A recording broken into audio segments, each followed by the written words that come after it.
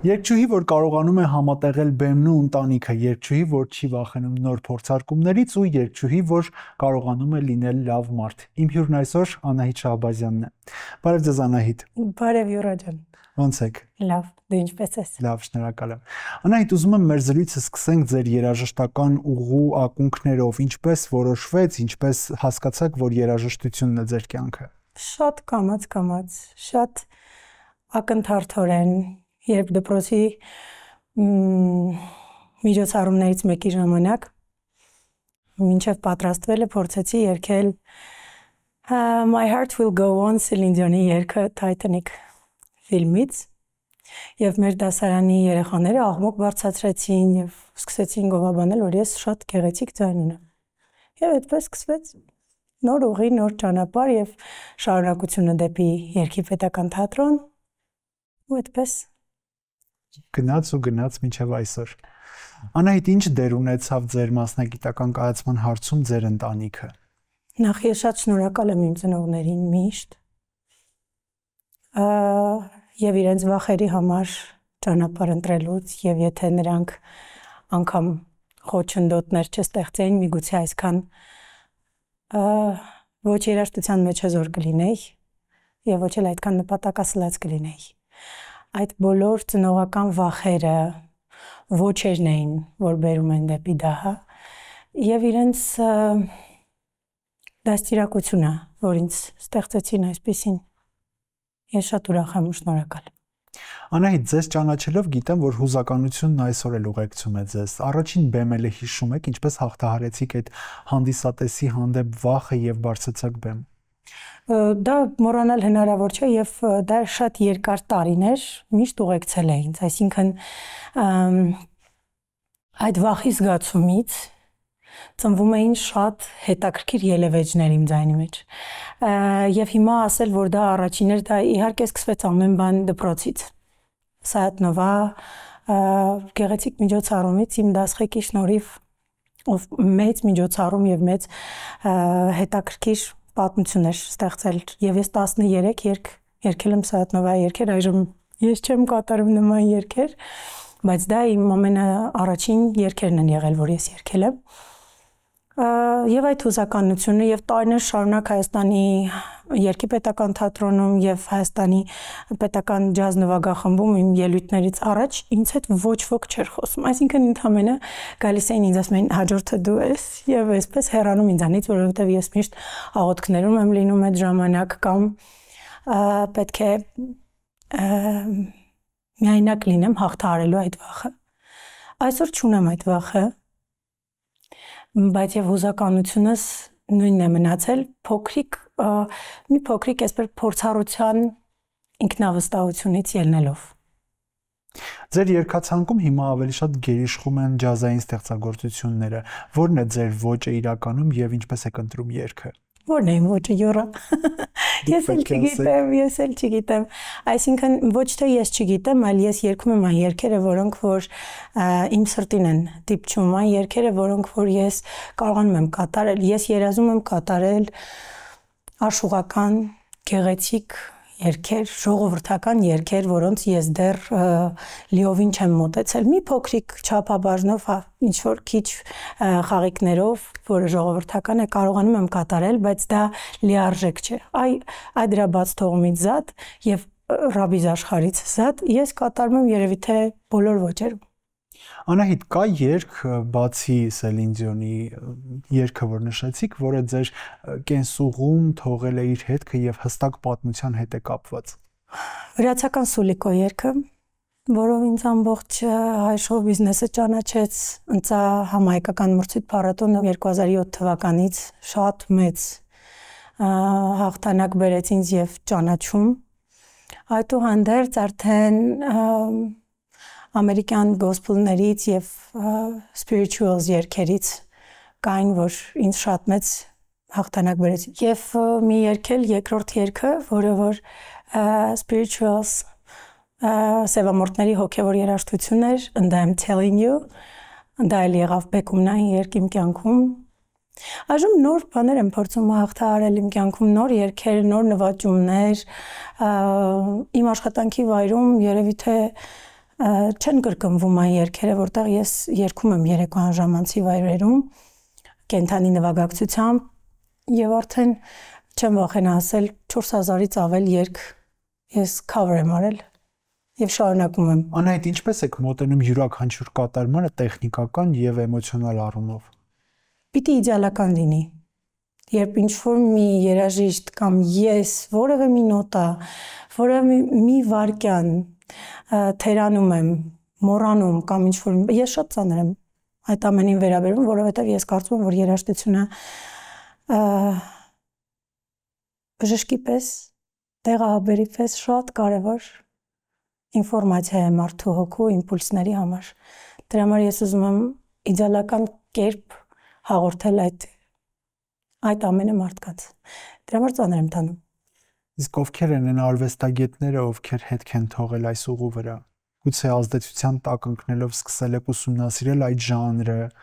կոնկրետ։ Երաժիշտներ, որոնց կյանքով իմ ժամանակ, երբ որ ես նոր էի սկսում երգել, ինտերնետ հարթակը նոր էր եւ ինտերնետից պեղումներ կատարել կամ ունենալ այսքան մեծ ինֆորմացիայի հոսք չկար։ Եվ պեղել մինի դիսկեր, կասետներ ինձ համար մեծ պատիվ էր եւ ուրախություն եւ այդ մարդկանց պատմությունը սահմանափակվում էր այդ քիչ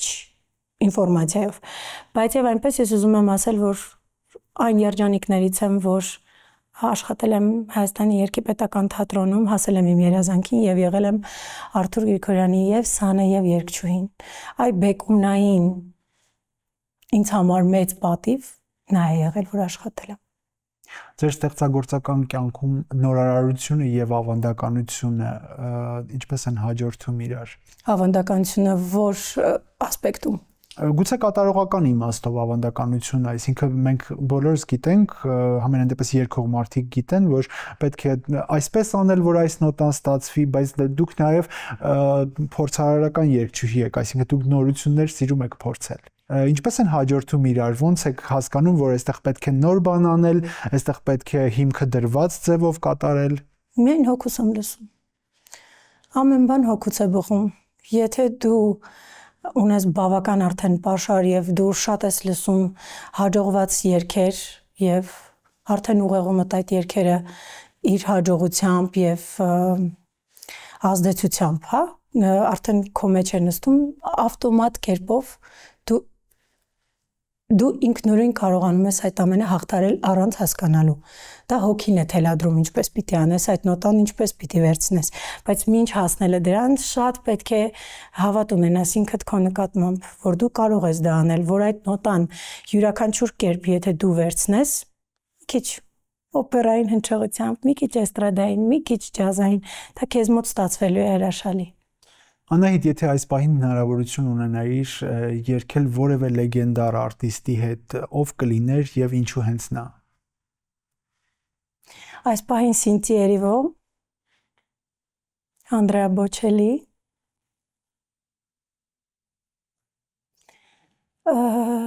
Ինչու նրանք։ Jennifer Hudson, Mary J. Blige, Ելում կարող եմ ասել, ինձ մի ժամանակ շատ մոտիվացվել եմ եւ երբ ընկնում եմ այսպես դեպրեսիվ ինչ-որ իրավիճակներում, որ վերջ այսպիսի ելույթներ անհնար են, հնարավոր չէ ստեղծել այդ ամենը, դա Բիոնսի ելույթներն էին, որ ինձ նորից հետ էին բերում, մոտիվացնելու եւ լավագույնի մասին երազելու։ Ինչու իրանց, որովհետեւ ես սնվում եմ իրենց երաժշտությամբ, իրենց ձայնով, իրենց կատարումներով, իրենց խիզախությամբ, իրենց մոտիվներով, իրենց ազնվությամբ, բարությամբ, այդ ամենը արտացոլվում է իրենց միայն երաժշտության մեջ։ Ես ավել ոչինչ չգիտեմ իրենց կյանքից, հա, ես չեմ հետևում իրենց սոցցանցերում, ընտանեկան իրավիճակներում, ես միայն հետաքրքրվում եմ նրանց երաժշտությամբ եւ ապրում այդ ամենով։ Անահիտ, այսօր քիչ են կազմակերպվում համերգներ Հայաստանում, սա արտիստի համար ինչ է։ Նոր ասացի, դեպրեսիա, մեծ, շատ մեծ դեպրեսիա, երբ որ դու, բայց ես լրացնում եմ այդ ամենը, հավատացեք, աշխատելով աշակերտներիս, իմ տարիքի երգել ցանկացող երիտասարդների հետ, ես մոտիվացվում եմ եւ երազանքներով եմ ապրում։ Միգուցե փուչ են երազանքներս, բայց այդ երազանքները կան, որը քեզ դուրս է բերում այդ իրավիճակից։ Եվ ապրելու իրավունք ունեն։ Այո։ Անահիտ, որն է ամենահիշարժան բեմական պատմությունը ձեզ հետ կապված։ Ինչ է եղել բեմում, որ չեք կարող մոռանալ։ Երկու ելույթ է եղել, եւ երկուսն էլ կապված են Հայաստանի ձայնը մրցույթի հետ։ Maybe I, maybe you երկի ժամանակ, երբ ես Scorpions-ի երգն էի երգում։ Շատ վատ է ինձ զգում, շատ։ Ուրիշ երգչուհու հուզականությունը փոխանցվեց ինձ։ Նա հուզվեց իր ելույթից առաջ, գրիմից հետո ես փորձեցի նրան հանգստացնել, այդուհանդերձ երբ արդեն իմ ելույթի ժամը եկավ, ես հասկացա, որ ես ամբողջությամբ հուզված եմ եւ ի վիճակի չեմ։ Ես հասկացա, որ իսկ միգուցե այդ ամենը եւ ինձ հետ պատահի։ Նա ասում էր, որ այս փուլից ինձ դուրս կհանեն, ես չեմ շարունակի իմ ելույթը, ես նրան հույս տվեցի, այսպես հույսով լի, որ լավ ելույթ ունենա, թող չմտածի նման բաներ, բայց ես ինքս ընկա այդ ծուղակը։ Մեկը դա էր եւ մյուս հաջորդ ելույթս And I'm telling you-ներ, շատ գեղեցիկ մեծ թագով, որը շատ ծանր էր։ Ես հազիվ կենտրոնացած էի, որ պիտի լավ լսեմ երաժիշտների ակորդները իմ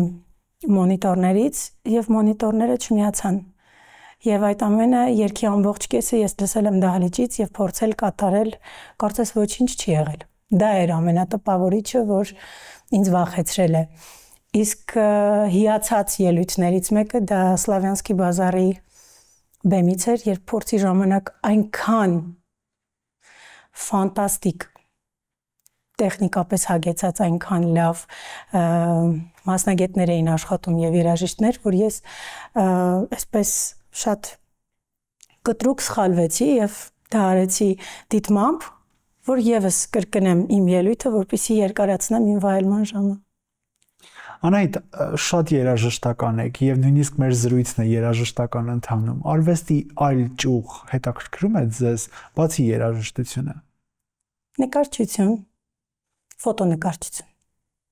Սիրում եմ գեղեցիկը տեսնել ու լուսանկարել եւ ուրախանալ։ Եվ ինձ համար արվեստը իմ բալիկը, ամբողջությամբ արվեստը իմ բալիկը իր ամեն ինչով։ Ես ապրում եմ նրանով եւ փորձում եմ նրան տանել դեպի այն ուղին, որտեղ նա է ընտրելու։ Շատ երաժշտական է, բայց եւ շատ փոքր է։ Հասկանալու համար դեռ երաժշտություն։ Ինչպես եք համատեղում ընտանիքն ու բեմը։ Երկուսն էլ մեծ պատասխանատվություն է։ Իրականում պետք է քիչ քնել։ Քիչ քնել եւ կարողանալ բոլորին մի քիչ հասցնել։ Ամեն գաղտնիք մի քիչ քեզ նեղություն տալով ամեն բան հնարավոր է անել, հա, եւ կարողանալ ճիշտ կազմակերպել։ Երբ դու ճիշտ կարողանում ես դասավորել քո ռացիոնը, քո օրը, քո ամեն ինչը, քեզ մոտ ստացվում է պարզապես քո ուղեղում այդ քաոսից ազատվել է, պետք է կարողանալ ճիշտ ձևով, այո, համակարգել տնօրինել օրդ, ունենալ անպայման գրաֆիկ ու ռեժիմ,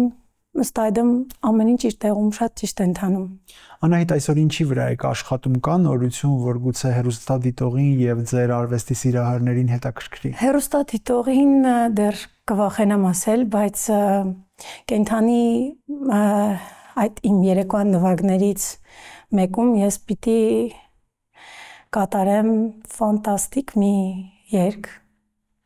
որը ինձ համար փորձություն է եւ ես հիմա այդ վախերի եւ սովորելու ընթացքի մեջ եմ։ Ես կատարելու եմ Պուչինիի Nessun Dorma օպերայից այդ երգը ու հիմա աշխատում եմ այդ ելույթիս վրա, որը շուտով պիտի լինի։ Հեռուստադիտողին չեմ խոստանում, բայց կենթանի կատարմամբ 1 եւ 2 համերգով անպայման ներկայանալու եմ այդ երգով։ Ինչպես Արեթա Ֆրանկլինն է երգել, նվիրված Լուչիանո Պավարոտիի համերգին։ Ընտանիքին եւ երաժշտությանը ավելանում է մի նոր կերպար, դա ուսուցչի կերպարն է։ Ինչպես եք աշխատում նոր սերնդի հետ, ինչպիսի սերունդ է եւ ինչ եք պահանջում իրենցից։ Շատ աշխատել, մոտիվացնում եմ նրանց միշտ։ Ամենակարևոր բանը ինքդ քեզ բացահայտելու կարողությունն է, որ ես սովորել եմ իմ ուսուցիչներից եւ հաղթահարել վախը, բեմելու վախը։ Շատ կարևոր բան եմ ասում։ Եթե ես լինեմ լավ մասնագետ եւ չկարողանամ դիմացինին ինքնաբացահայտել, ես ոչինչ չեմ ստանա, ես կստանամ փոքրիկ Անահիտներ կամ իմ նմանակների նման նույն կատարումով ես բոլորին յուրովի փորձում եմ բացահայտել ու գտնել, որ անգամ եթե նրանք երգիչ երգչուհիներ չդառնան, իրենք հոգով երգեն եւ հաճույք ստանան իրենց կատարումներից։ Տեսեք, հաջողակ մայր եք, կին եք, հաջողակ երաժիշտ եք, հաջողակ ուսուցիչ եք, հաջորդ փուլը ո՞րն է։ Երջանիկ ապրել Հայաստանում, լինել Հայաստանում հավերժ միշտ եւ ապրել շատ երջանիկ։ Դուք ասացիք, որ որոշ երաժիշտների կատարումներով դուք ապրում եք։ Երաժշտությունը ինչ պետք է տա մարդուն, այն մարդուն, ով գուցե երաժշտությունից հեռու է, ով պարզապես ունկնդրում է։ Ես խոսքից մեջ հուշեցի, հիմա էլ եմ ուզում կրկնել, որովհետև շատ կարևորում եմ, որ երաժշտությունը բժշկություն է։ Եվ որ այդ մարդիկ երբ երաժշտություն են լսում,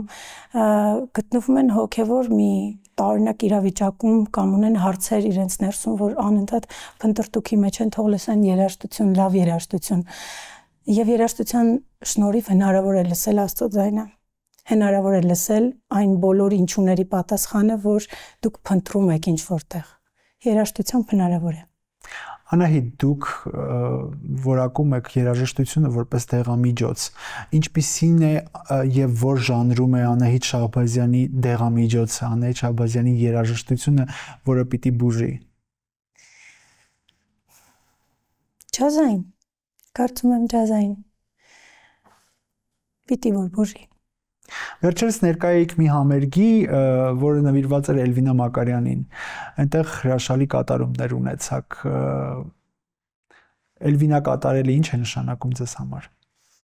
Իդեպ ես ասացի, որ շատ տարիներ առաջ Էլվինայի շատ մտերիմ բարեկամներ,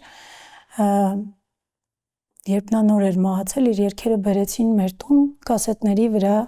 թղթերի վրա գրված իր ձեռագրով եւ քսերոքս արած այդ պատճենահանված իր ձեռագրով երգի բառեր եւ ասացին, որ ուզում ենք Անահիտը կատարի, որովհետեւ իր ձայնի տեմբրը նմանացնում ենք նրան եւ ուզում ենք, որ շարունակողներից մեկը լինի Անահիտը։